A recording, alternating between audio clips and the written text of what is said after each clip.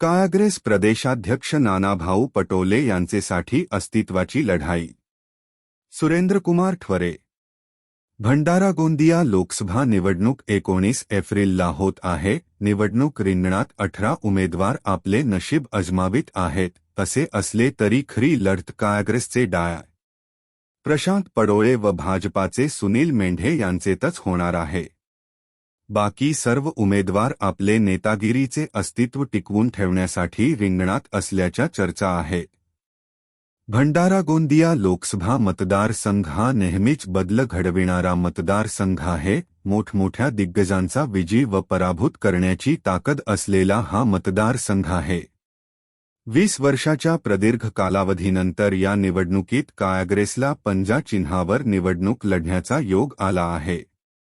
त्यामुळे प्रदेशाध्यक्ष नानाभाऊ पटोले यांनी उच्चशिक्षित उमेदवार म्हणून डाय प्रशांत यादवराव पडोळे यांना उमेदवारी दिली आहे.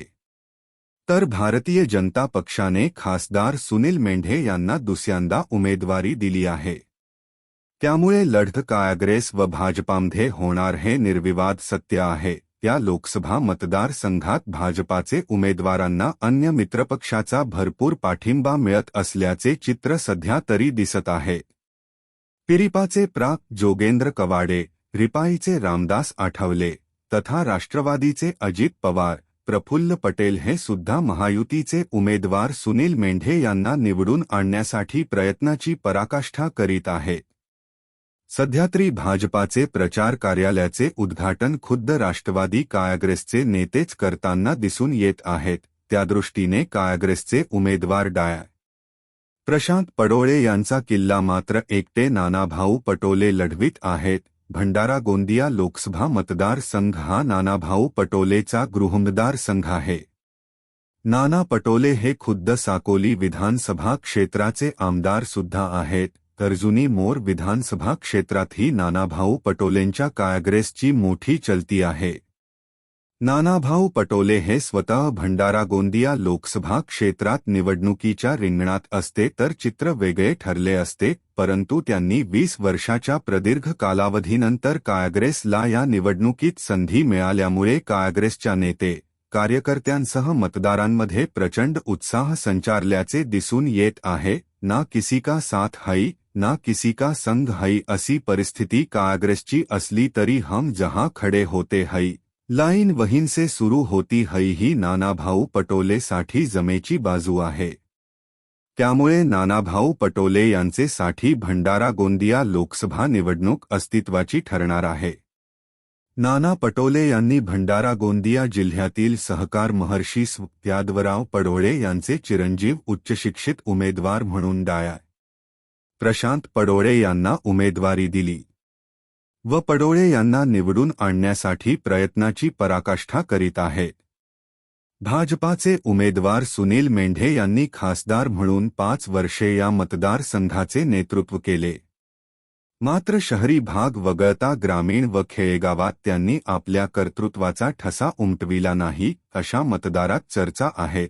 मात्र सध्याचा विचार केल्यास बाकीच्या पक्षांचा मिळत असलेला पाठिंबा ही सुनील मेंढेसाठी जमेची बाजू ठरणार असे म्हटल्यास वावगे ठरू नये. तर वंचित बहुजन आघाडी व बहुजन समाज पक्षाने आपली टीआरपी वाढविण्यासाठी व आपले अस्तित्व टिकवून ठेवण्यासाठी आपले उमेदवार रिंगणात उतरवून निवडणुकीत रंगत आणली आहे. बसपा व वंचितचे उमेदवारांमुळे मतांची विभागणी होऊन याचा सरळ फायदा भाजपाचे उमेदवाराला होईल अशा चर्चा आता जोर धरू लागल्या आहेत. तर साकोलीचे काँग्रेसचे माजी आमदार व 2019च्या निवडणुकीत साकोली विधानसभा क्षेत्रातून वंचितकडून निवडणूक लढवून पराभूत झालेले सेवकभाऊ वाघाये हे सुद्धा भंडारा गोंदिया लोकसभा क्षेत्रात अपक्ष उमेदवार म्हणून रिंगणात उतरले आहेत. वाघाये हे किती मते घेतात व कुणाला मायनस करतात हे निवडणुकीनंतर कळेलच. मात्र या लोकसभा निवडणुकीत 20 वर्षांनंतर पंजा चिन्ह दिसून येत असल्याने शहरी व विशेष करून ग्रामीण विभागातील काँग्रेसच्या मतदारांमध्ये प्रचंड उत्साह संचारल्याचे दिसून येत आहे. त्यामुळे आमचेसाठी नानाभाऊ पटोलेच सर्वस्व आहेत ही भावना काँग्रेसचे मतदारांमध्ये निर्माण झाली आहे. नानाभाऊ आगे बढ़ो हम तुम्हारे साथ है ह्या घोषणा आता खेड्यापाड्यात गरजू लागल्याने निवडणुकीत प्रचंड घडामोडी घडताना दिसत आहे।